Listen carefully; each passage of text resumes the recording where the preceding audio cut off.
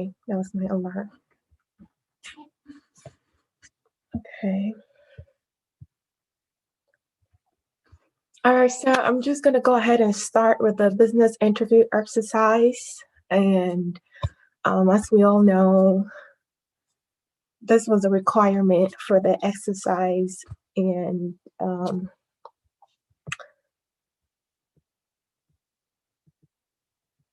BA, we were supposed to create a high-level process flow diagram to illustrate the password reset paths. Write a user stories required for the development team to implement this feature. Include a clear acceptance criteria.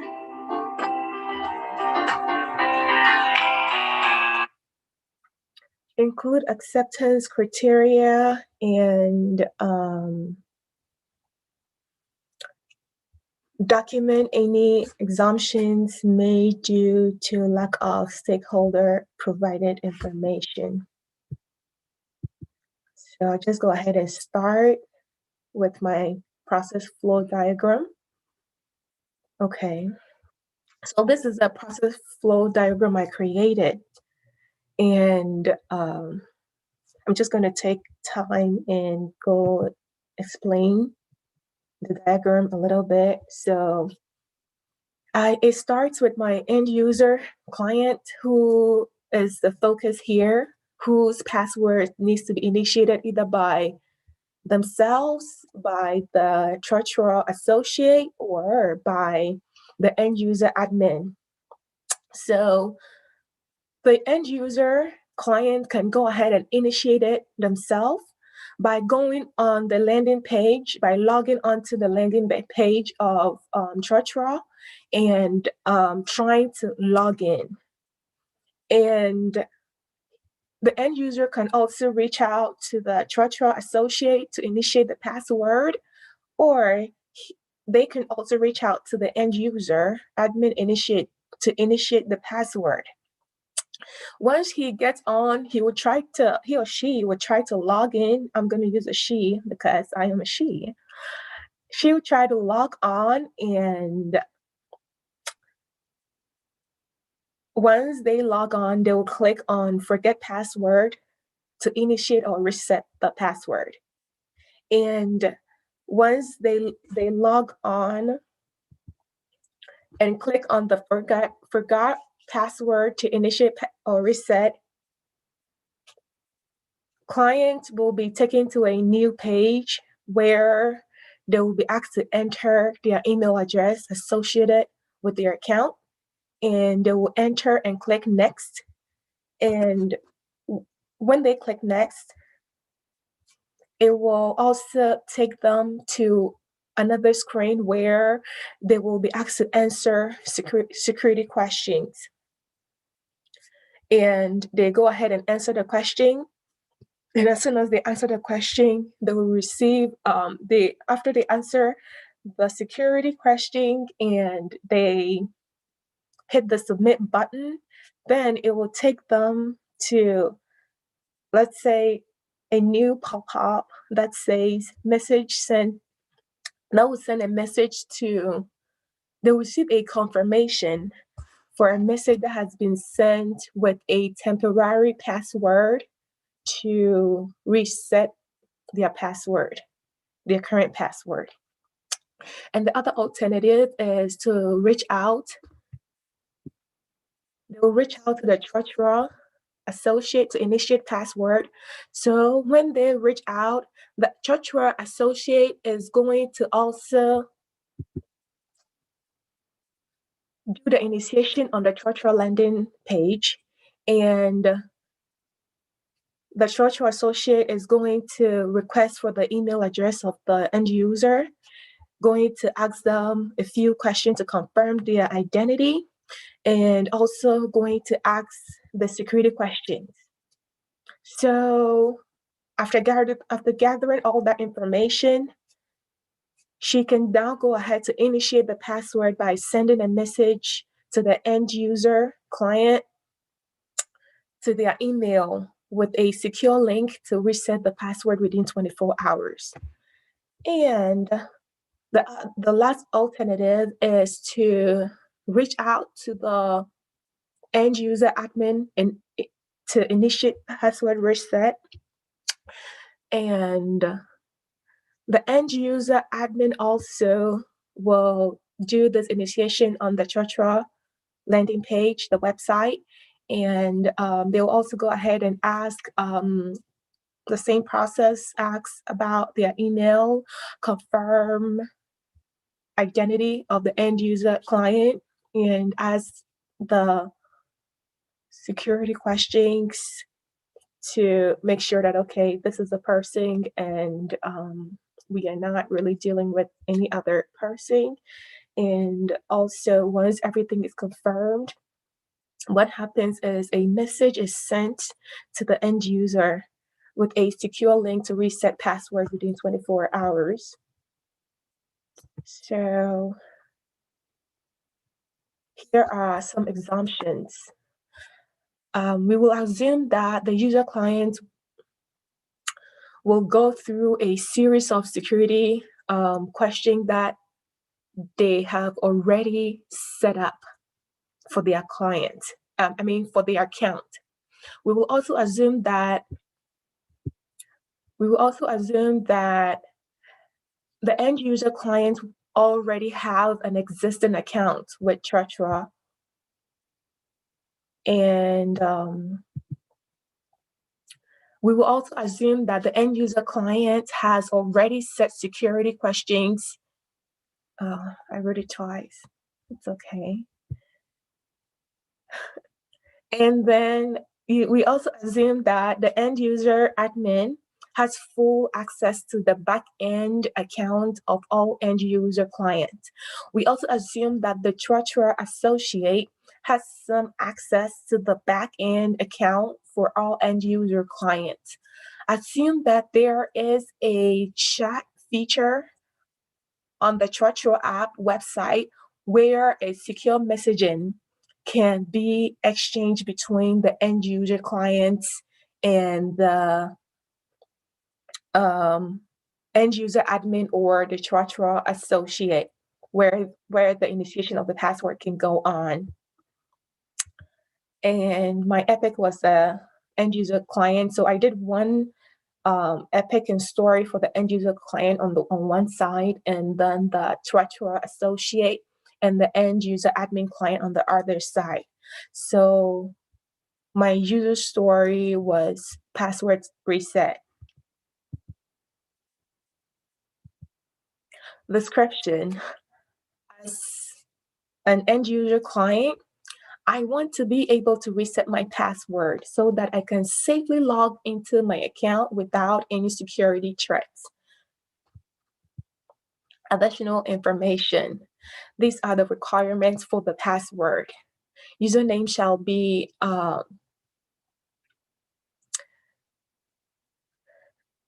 username shall be alphanumeric, and that's example NICI 745. Username shall not exceed 15 characters. Password shall have minimum of 8 characters and maximum of 20 characters. Password shall have the following: 1 uppercase, 1 lowercase, 1 number, 1 symbol. And as I mentioned earlier, end user clients must be able to reset their username and password by clicking on the forgot password or username.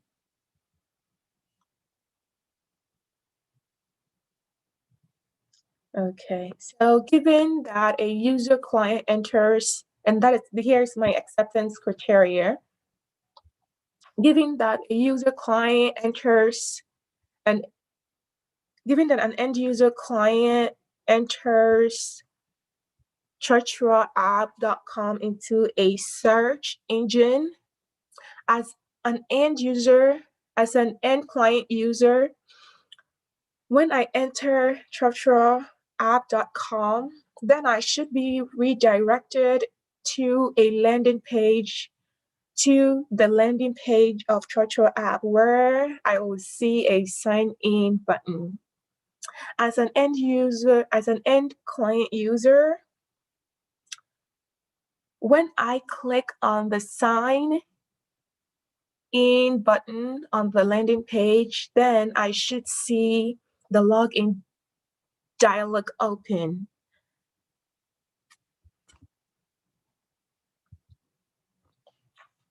And here is a dialog. This is how it is supposed to look once they get on there. And as the end client user, when I click on the forgot password or username, then I should be redirected to a new page so that I can initiate my password reset. On the new page, an end client user, as an end client user, I must be able to enter your email address associated to your account so that I can enter my email address. And this is how it's supposed to look. Enter email address associated to your account, and then you click on next. And when I click on them, and as an end client user, when I click on the next button, then I should be redirected to a new page where I can see security questions being asked. And on the new security page, an end client user, as an end client user, I must be able to type in answers to security questions in the free field,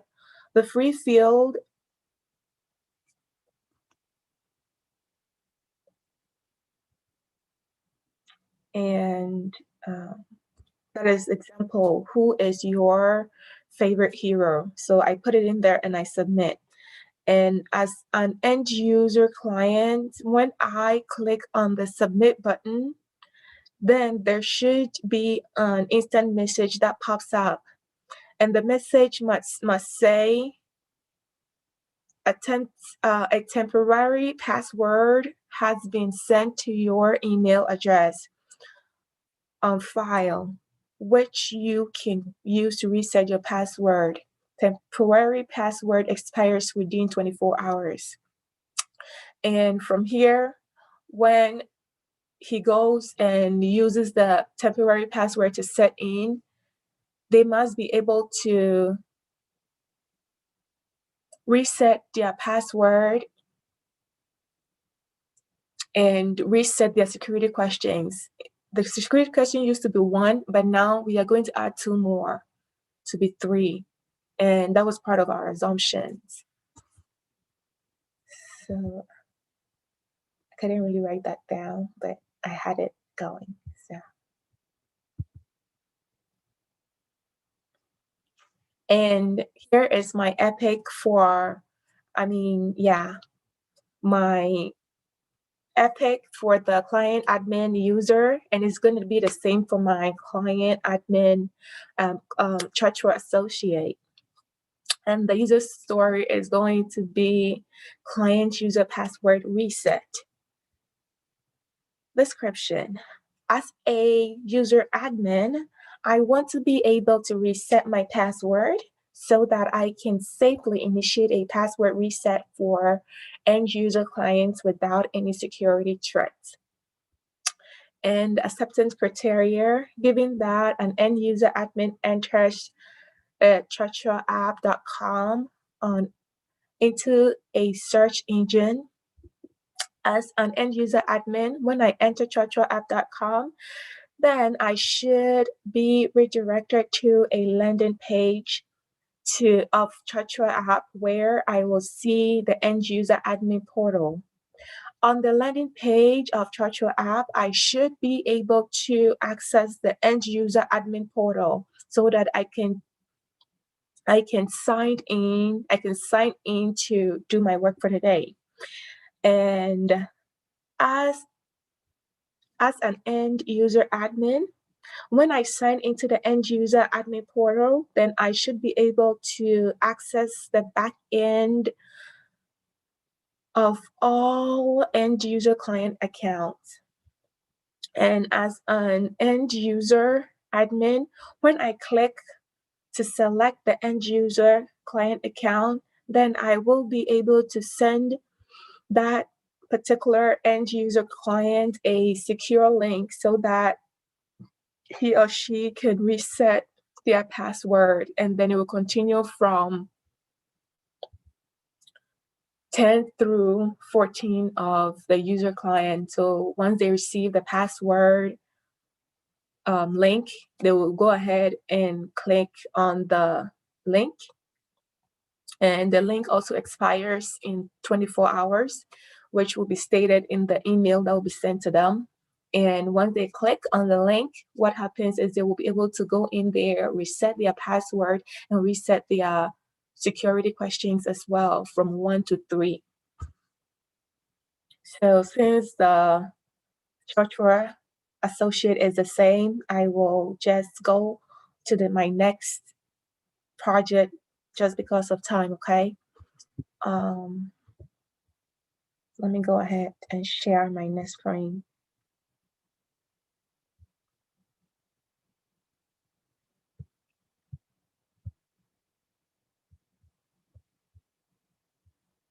Okay.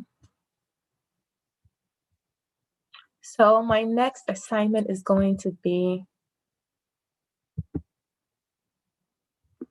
the gas pump station use case document.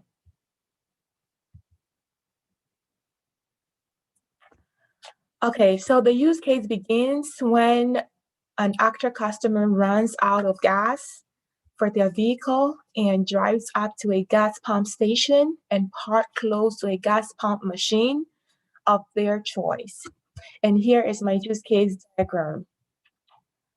I chose to use a girl as my customer and attendant because why not? So I'm just gonna go through my diagram and we'll take it from there, okay? So it's all gonna be, the customer is going to be the the primary actor here, okay? So when the customer drives to the gas station and park close to the gas pump machine that they choose, they'll get out of their car, obviously, turn off their engine, and then approach the machine. And on the pad, the screen pad on the machine, what they will first see is, do you want a car wash? So they will go ahead and select yes or no. And then they will go ahead and then insert their card. And after they insert their card, this is what happens. You will have to share the document that you are talking about. We only see your folder, your computer folder where you were going to click on that document. Oh, I'm so sorry, guys. Nobody was telling me. Okay, do you guys see it now? Yes. Thank you. Okay.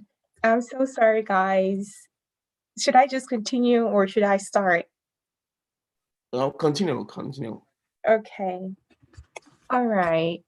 So what happens is they insert their card, and when they insert their card at the machine, the bank will process the card.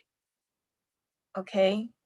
And when the bank processes the card, if it's a debit card, they'll be asked to enter their PIN. And if it is a credit card, they'll be asked to put in their zip code. And after putting in their zip code, it will process. And if it's accepted, they'll receive a prompting that says, pick up the nozzle and put it pick up the nozzle, and they pick it up and it will tell them to select their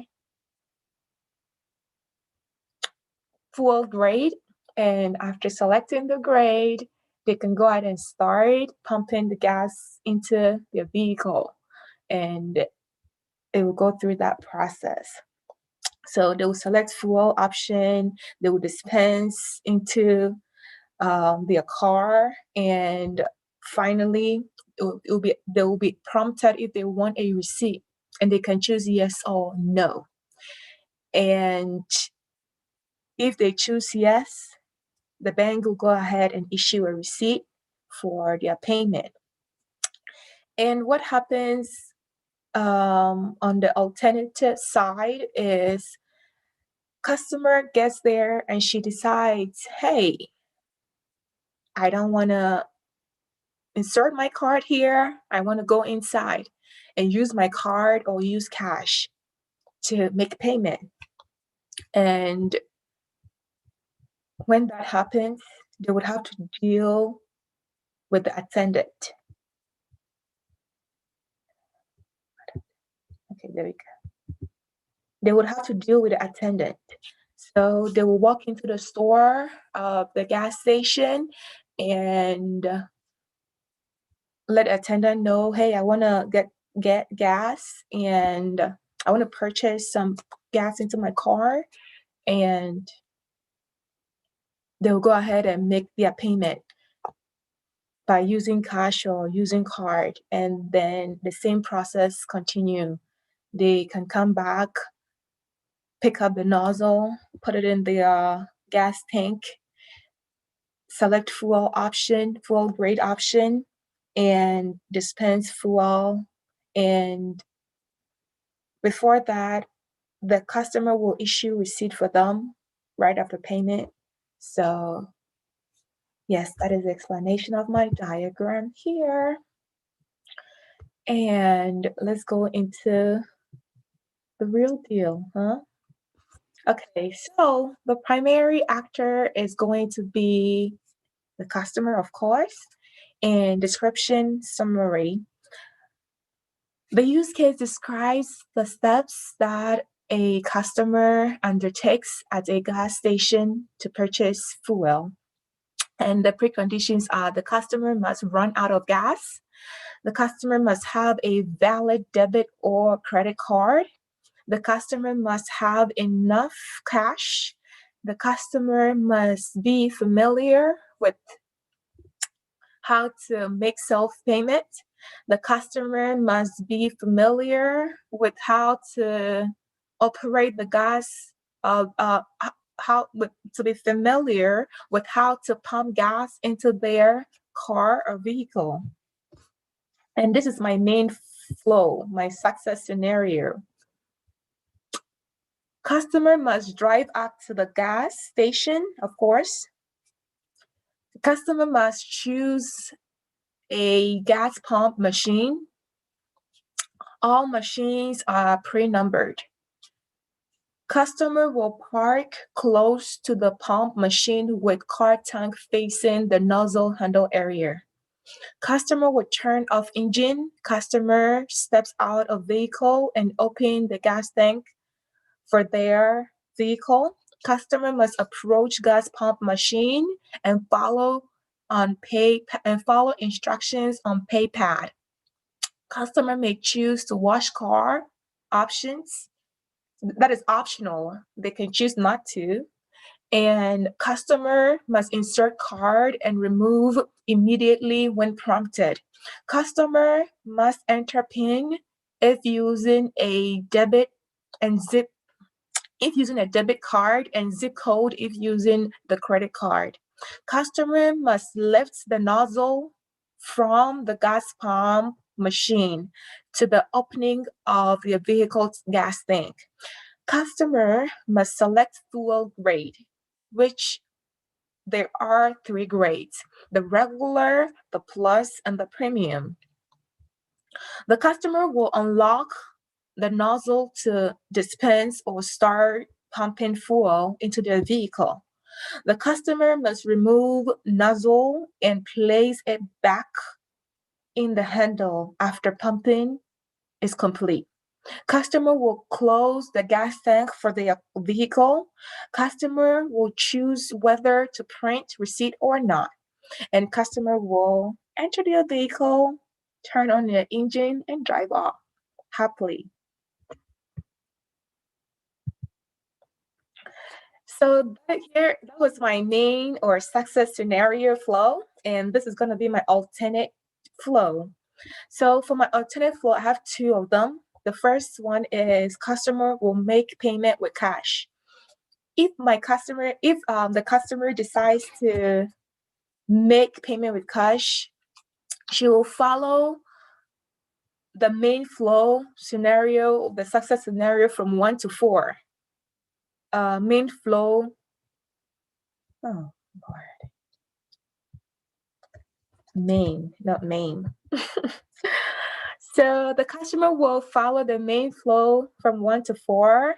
And what they will do is after the fourth one is accomplished, customer will walk into gas station store and make cash payment to a store attendant. Customer will give the pumping machine number. You see, I told you earlier that the machines are going to be pre-numbered, okay? So the customer will go ahead and give the machine number, let's say machine number 7, to the store attendant. The store attendant will enter request into system, process transaction, and issue a receipt to customer. Customer will follow main flow steps 10 through 14. And then they will skip 15 because their receipt has already been printed to them. And then they will go ahead and 16 drive off happily because their gas is filled up. And the other alternate flow is customer will pay with card in store. Okay, so with the card in store, it's going to be the same flow. They will continue with main flow steps 1 through 4, and then they will walk into the gas station store and make credit or debit card payment with the store attendant. So what happens here is the customer will insert the card into a PayPal, and customer will enter PIN they will enter the PIN if using a debit card and sign in their signature if using a credit card. Customer will give the pumping machine number to the store attendant, okay? And the store attendant will enter the request into the system, process the transaction, and issue a receipt to the customer. And the customer will just go back to main flow steps 10 through 14 and jump the receipt because there will be no receipt issue because it has been already issued to them by the store attendant, and then jump to 16 and drive away happily. And we will go on to my exception flow. So for my exception flow, customer pays more money than needed in store, okay? What happens is customer will still go ahead and complete dispensing fuel into their vehicle because that is the only point where they will know that, hey, I paid more than I needed. I don't really need $50. I needed just $35 to fill my vehicle. And what they will do is customer will walk back to gas station store and request for balance to be refunded back to them. So this is what happened when they go in there to request the balance. If customer paid with cash or debit card, store attendant will immediately release a cash refund to them right there and then. But if customer paid with a credit card, system will process transaction and a refund will be released to the customer's credit card account within 1 to 5 business days, depending on the bank they are banking with. Some bank are fast with releasing your money to you. Some bank takes a couple of days to process and all that. So depending on your bank, it will take 1 to 5 business days. And a new receipt will be issued to customer by the store attendant. So here are my preconditions. The fuel has been dispensed into fill customer's vehicle for the amount they paid for. The customer's account has been credited with the amount paid. Refund has been processed and pending to be released into customer's credit card account, or cash has already been given to them there at the spot. And the business rule. So with the business rule, I was having a bit of problems, so we will come back to that, okay? I won't talk to my team though, because y'all are my colleagues, I'm telling you. All right. So I'll go on to my next project, okay? So my next project will be the ATM. And this time I'm going to make sure that I'm signed in. Do you guys see it? Do you guys see my presentation for my next Yes. project, right? So my ATM application use case document.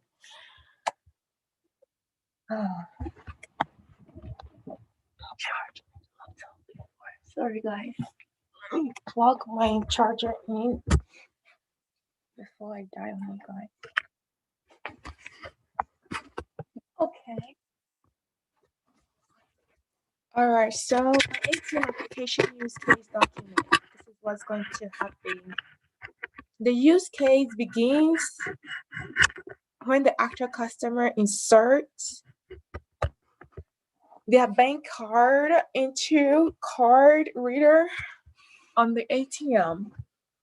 The system allocates an ATM session identifier to enable errors to be tracked and synchronized between the ATM and the bank system. The system reads the bank card information from the card. And here is my diagram, and I choose the customer and the technician also to be a girl, because why not? Okay, so what happens is there are going to be, should I say, four main things that a customer can do once they get to the ATM. For the price, there could be more, but for the purposes of this project, I chose these four: account balance inquiry, cash withdrawal, deposit funds, transfer funds. And both of all these would be interaction between them and the bank. And there will also be a technician who will conduct weekly maintenance and daily refill of ATM, and also a monthly repair of the ATM, just to make sure everything is going well and everything is functioning normally for customers. So there's no, that's all that it is for this. There's not too much going on. It's just that simple to understand. So, yeah. And that goes into the main deal. So my primary actor is going to be the bank customer, of course.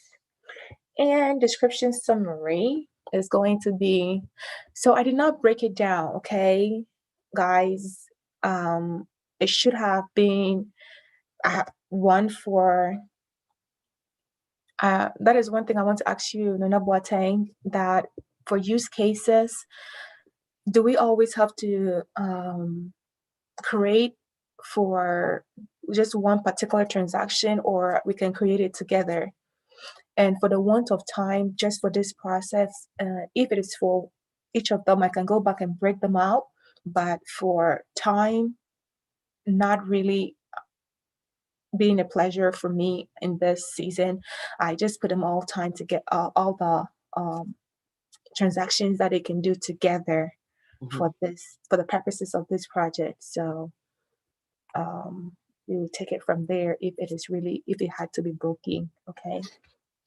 So the description summary here is that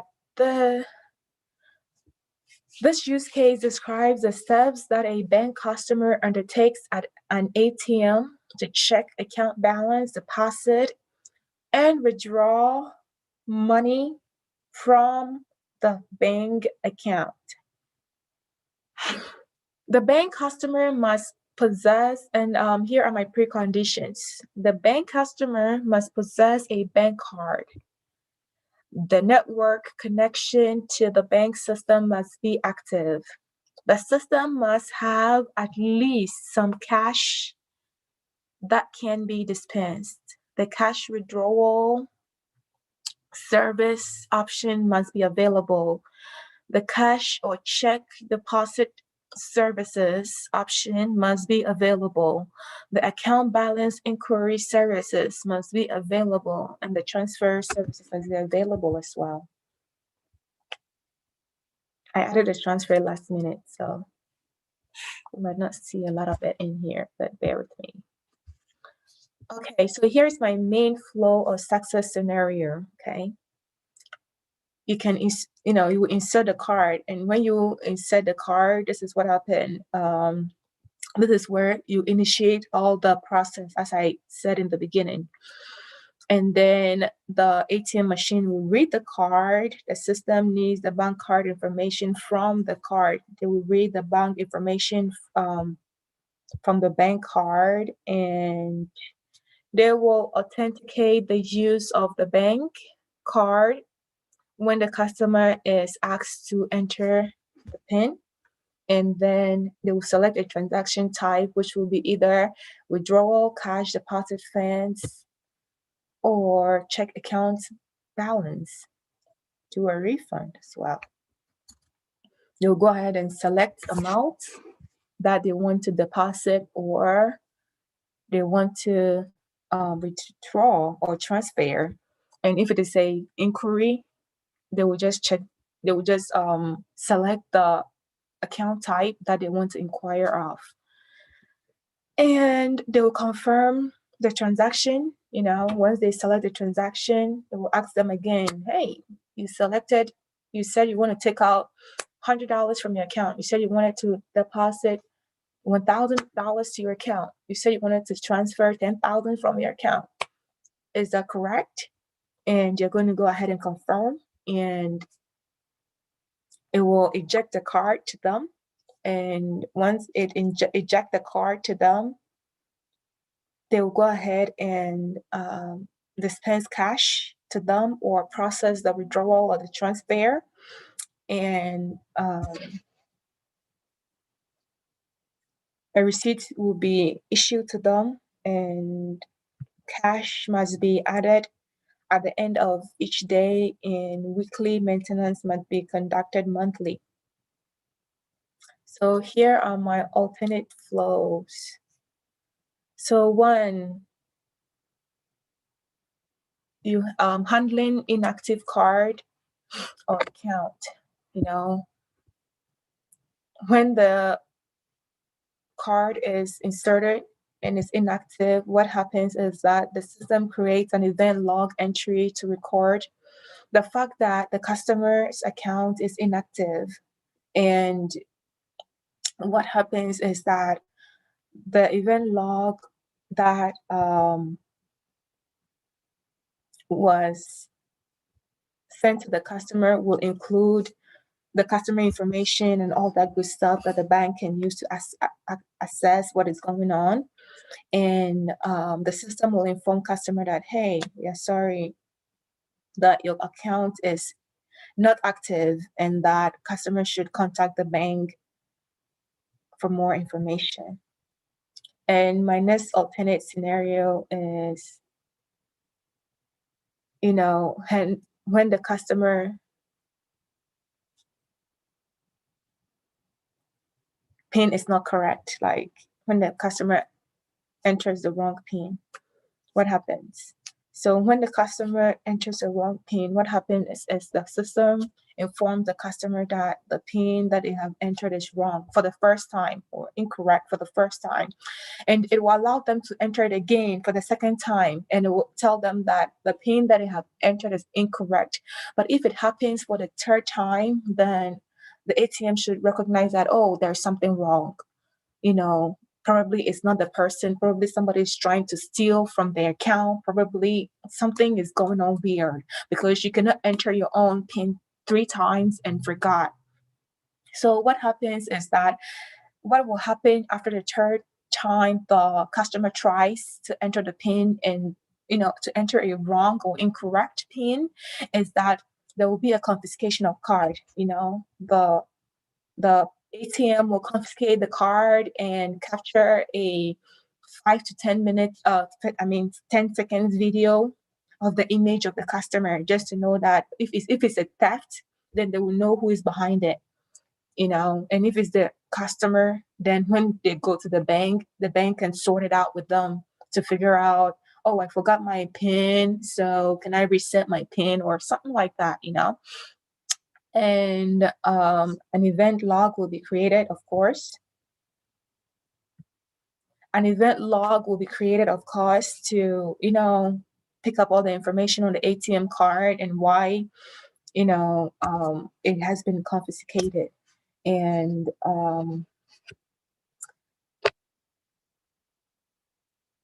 it will also, that same information will also be sent to the system administrator and let them know that the customer failed to enter their PIN correctly. And also the customer will be told that, hey, we have confiscated your card because you entered the wrong PIN, and give the bank information to them and tell them that, hey, go see a bank and talk it over with them. For the moment, we cannot give you back the card. And then when the card gets jammed, what happens? When the card gets jammed, an emergency eject card, the system attempts to eject the card. If the card ejection is successful, then the system will inform the customer that the card may be faulty, or the card, he may need to contact the bank to replace the card. And also it will let the customer know that he or she should take the bank card from the machine and go back to the bank and get it sorted out. And the customer will take the card from the machine and just go away. And on the alternate side, if it is not successful, what will happen is that they will keep the card and give the bank information to the customer and ask them that, hey, come back at our working hours and get a new card, or get a card from the bank, like sort it out with your bank. I didn't have any exceptional flow for this. And the precondition here is that the ATM has returned the card and dispense the cash to customer, and the withdrawal or deposit is registered on the customer's account. The ATM has returned the card to the customer, and no withdrawal or deposit is registered on the customer's account. That is when they are just doing the balance inquiries. Nothing will be registered because they just went to inquire the balance of the account. So no transaction or nothing was, their bank was not affected, right? Because they are just looking at their inquiries as to when they're making deposit, the accounts will go up, withdrawal reduce, and transfer definitely reduce as well, okay? But if it is just a balance inquiry, nothing will happen to the account. It will be just as it is, and the ATM has returned the card, but has not supplied the amount of cash registered as withdrawn from or deposit to customer's account. The discrepancy is registered in the ATM log and sent to the bank. And the last one I have here is that the ATM has kept the card, no withdrawals or deposit has registered on the customer's account. And and the customer's account, and the customer has been notified where to contact the bank for more information. And as I said earlier about the business rule, it was a bit of a struggle for me, so we'll come back there later, okay? Let's move on to the next project.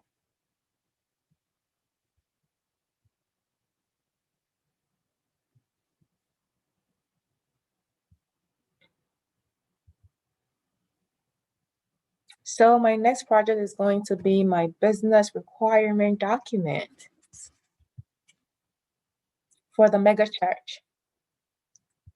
And here are my features: the gift feature, the e-store feature, location center feature, the resource center feature, the media center feature, the prior request feature. So we had 6 features in all. And it was prepared by yours truly. And the program name is Website Modification version 1.0. Company name Mega Church. Address 222 21st North High Street, Atlanta, Georgia 30022. Creation date was on the 24th of February 2021. And the purpose is to capture and approve the project requirements of a project. Approval of this document establishes that the business requirement baseline. Any changes must then follow the change management process as defined in Mega Church project methodology. Here is my table of content. We'll be going through the table of content itself, where we are right now, the approvals, business problem, business overviews, assumptions, risk, in scope, out of scope, requirements, and a case diagram as well. Okay. So let's get into it. Approvals. The business requirements specification approval statement, that is electronic approvals, are recorded in the project repository. The defined roles below represent the required approvals for our project. Additional approvals may be mandated by the project if necessary. Okay, so approvals will be Samuel Watain, the business owner, and the product owner, that is me. And the additional approvals will be Samuel Watain, the business owner, Larry Smith, solution owner, Mary Brown, project owner, Judith Miller, the project expert, and yours truly, the product owner. And here is a business problem. Clients have expressed the need to have additional information, features, and functions added to the portals of their website so that they can reach out to connect with members and visitors online in lieu of the COVID-19. Mega Church already has an existing website which has the contact us, about us, and who we are information, but has no sufficient information, features, and functions on portal.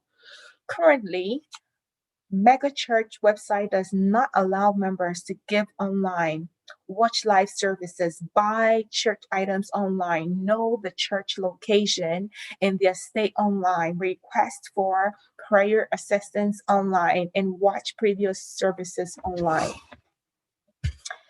Solution overview. To solve this problem, we will implement the ability to add the gift feature, e-store media center, resource center, prayer request, and the location features to the Mega Church website.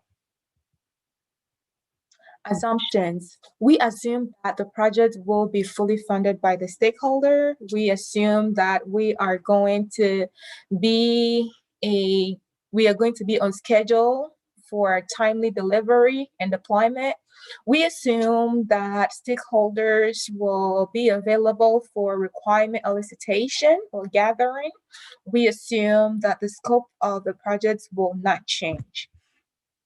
I had a few questions that I had written down when I was doing it because I was writing things, but I wasn't really sure. So some of my questions was, what do we write?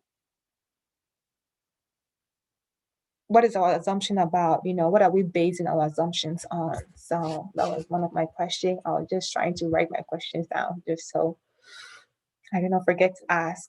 And the risk of system failure, the system working as it's supposed to, the risk of the system working as the stakeholder wants it to work, the risk of having breach on data security, breach on data security when, there is a breach on data security. It's very much self-explanatory. And the risk of quality and user accessibility. We want users to have easy access to the product that we are giving out, and it should be of quality. Like, users should be happy of the product when they use it. And the risk of inadequate time estimation, the risk of design failure, and is in scope. Ability to donate online, ability to make purchase on the church website, ability to join live service online, ability to watch previous services, ability to give a prayer request, ability to automatically detect and format a hyper.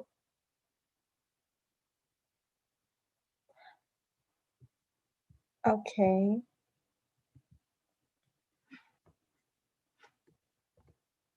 So I use the template that was given to us, okay? So that was part of the template. It's like when I go in there, I try to type mine over theirs. And the out of scope, I was struggling with that as well. So I will get together with Nana Boateng on that and we'll take it from there. And here is my requirement, okay? The purpose of this section is to identify all the business requirements that trace from the approval list of the project features. And here is my business functional requirement, business functional requirement document. This requirement is going to document what the system is expected to do, what the product we are working on is expected to do, not how the system will do it.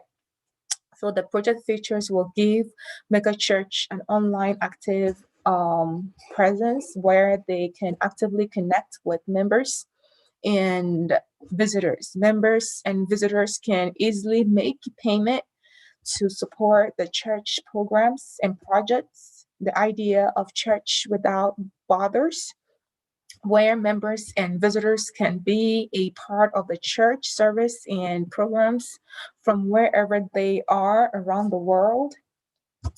Members and visitors will be able to easily purchase items on the megachurch website and access prior sermons. Members and visitors in the 16 states where megachurch is located can easily search a location of the church and be able to attend church in person. Okay, and here are my project features. Okay, so PC, which is the acronym or the short for my project features, and when you see G001, it means give, for the give feature, and that is how I kind of coded it. So G is for the give, E is for the e-store, M is for the media center. And as I go down, you will see G, you see M, you see P for the prayer request, and you see all that. And if it is highlighted in yellow, it means I have not touched it. Okay. So here are the requirement text, the name of what we are going to do, the priority level, medium or high or low. And most of what I did here was medium and high priorities. And this is what is proposed to the mega church, okay? And for the lack of time, I really wouldn't want to go through everything. I'm just going to go through a few couple of them. The requirements, for the gift features, we know the programs are the tithes and offering, and the projects are African Water Project, Latin America Project, Atlanta Local Community Project, and the Building Fund Project, okay? And the tithes and the offering members for tithes and offering members should be able to put in or to be able to decide or select from the 5, 20, 50, 80, and $100, and an additional 200 and 500 will be added for all 4 projects that we have on there. And the members should be able to see a custom field where if they want to give, say, $10,000 to support our Latin America or African Water Project, which is a huge project, they can go ahead and put in the amount that they want to put in, okay? Alrighty. And the last one I'm going to read out is the member should be able to access the secure page where they can choose from the payment options, which we had were Visa, MasterCard, Apple Pay, Android Pay, Cash App, and check mailed into them. And I will touch on the media center where, it will display the list of all the services sessions, which include our Wednesday Bible study, Friday evening service, Sunday morning service with their dates and time. And So we'll you also have some 15 seconds. Okay. And we will also have to display an annual all program, which include the Young Adult Seminar, the Bold Servant Connect Men's Conference, the Hope, which is the hour of prayer and encounter with our Father, and conference. And we have the Undaunted Woman Conference and the youth camps with dates and time. And also they might be able to sort the programs to the current or the old, depending on the preference of whatever the customer wants to give. Okay, I'm going to end here. And honestly, that is all that I've got for you today. All right. So, this is the first of the business requirement document, right? So you have a second one to present, right? Yes, I do. Okay. All right. So tomorrow morning, you will start off, you'll kick off before, I'll give you some 5 minutes tomorrow morning, and then Jeffrey will take over from that, from that point on. All right. Thank you, guys. So